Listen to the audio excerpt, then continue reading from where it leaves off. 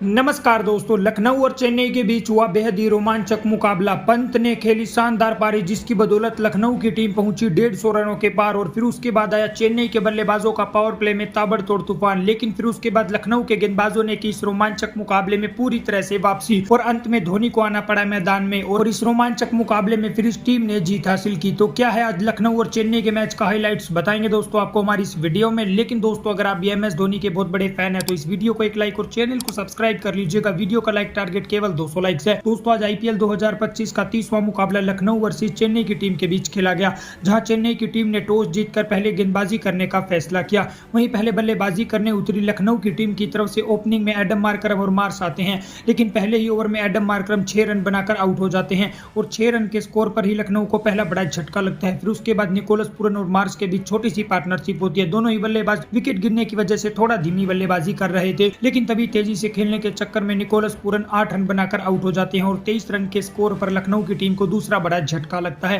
फिर उसके बाद मार्श का साथ निभाने ऋषभ पंत आते और इन दोनों के बीच शानदार पार्टनरशिप होती है। हालांकि विकेट गिरने की वजह से ये दोनों बल्लेबाज थोड़ी धीमी बल्लेबाजी कर रहे थे और पावर प्ले में लखनऊ की टीम 50 रनों का आंकड़ा भी नहीं छू पाई थी, लेकिन फिर उसके बाद दोनों ही बल्लेबाजों ने तेजी से रन बनाने की पूरी कोशिश की। लेकिन तभी मिचेल मार्श जडेजा की गेंद पर 30 रन पर बोल्ड हो जाते हैं और लखनऊ की टीम को 73 रन के स्कोर पर तीसरा बड़ा झटका लगता है। फिर उसके बाद पंत का साथ निभाने आयुष बदोनी आते और वो आते ही शानदार चौके के साथ पारी की शुरुआत करते हैं। दूसरे छोर पर पंत धीमी बल्लेबाजी करते हुए अपने अर्धशतक के करीब पहुंच रहे थे। दोनों बल्लेबाजों ने लखनऊ की टीम के स्कोर को 100 रनों के पार पहुंचाया। आयुष बदोनी शानदार 2 छक्के और लगा चुके थे, लेकिन तभी तेजी से खेलने के चक्कर में वो 22 रन के स्कोर पर स्टंप आउट हो जाते हैं और 105 रन के स्कोर पर लखनऊ को चौथा बड़ा झटका लगता है। फिर उसके बाद पंत का साथ निभाने अब्दुल समाद आते और इन दोनों के बीच शानदार पार्टनरशिप होती है। दोनों ही बल्लेबाज काफी ताबड़तोड़ अंदाज में बल्लेबाजी करते हैं। अब्दुल समाद आते ही शानदार 2 छक्के लगाते हैं, वहीं ऋषभ पंत भी अपना अर्धशतक पूरा करते हैं और दोनों बल्लेबाजों के बीच 50 रनों की पार्टनरशिप होती है और लखनऊ की टीम का स्कोर 150 रनों के पार पहुंचता है।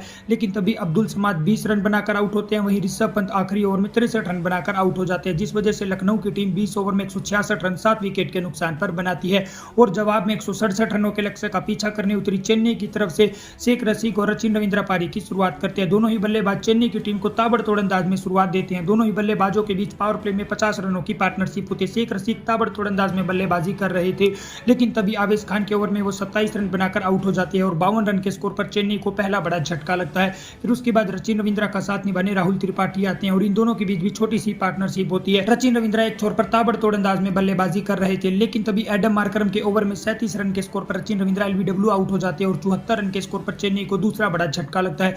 फिर उसके बाद राहुल त्रिपाठी का साथ निभाने जडेजा आते हैं, लेकिन राहुल त्रिपाठी भी 10 गेंदों पर 9 रन बनाकर रवि बिश्नोई का शिकार हो जाते हैं और 76 रन के स्कोर पर चेन्नई को तीसरा बड़ा झटका लगता है। फिर उसके बाद जडेजा का साथ निभाने शिवम दुबे आते हैं। इन दोनों की पार्टनरशिप भी ज्यादा देर नहीं टिक पाती, क्योंकि जडेजा एक छोर पर धीमी बल्लेबाजी कर रहे थे। तेजी से रन बनाने के चक्कर में वो भी 7 रन बनाकर आउट हो जाते हैं और 96 रन के स्कोर पर चेन्नई को चौथा बड़ा झटका लगता है। फिर उसके बाद शिवम दुबे और विजय शंकर के बीच छोटी सी पार्टनरशिप होती है। दोनों ही बल्लेबाज तेजी से रन बनाने की पूरी कोशिश करते हैं, लेकिन तभी विजय शंकर 9 रन बनाकर आउट हो जाते हैं और 111 रन के स्कोर पर चेन्नई को पांचवा बड़ा झटका लगता है। शिवम दुबे का साथ निभाने अब महेंद्र सिंह धोनी आते हैं। दुबे एक छोर पर काफी धीमी बल्लेबाजी कर रहे थे, वो 100 की स्ट्राइक रेट से भी रन नहीं बना पा रहे थे और धोनी आते ही शानदार 2 चौके लगाते हैं। अब आखिरी 23 गेंदों पर चेन्नई की टीम को जीत के लिए 44 रनों की जरूरत होती है, लेकिन फिर उसके बाद आखिरी के ओवरों में MS धोनी और शिवम दुबे ने ताबड़तोड़ अंदाज में बल्लेबाजी की, जिस वजह से पूरी तरह से मुकाबला चेन्नई की गिरफ्त में आ चुका था। अब आखिरी 7 गेंदों पर चेन्नई की टीम को जीत के लिए 9 रनों की जरूरत थी और अंत में इस रोमांचक मुकाबले में आखिरी ओवर में चेन्नई की टीम ने इस मुकाबले में लखनऊ को हराकर अपनी दूसरी जीत हासिल कर ली है।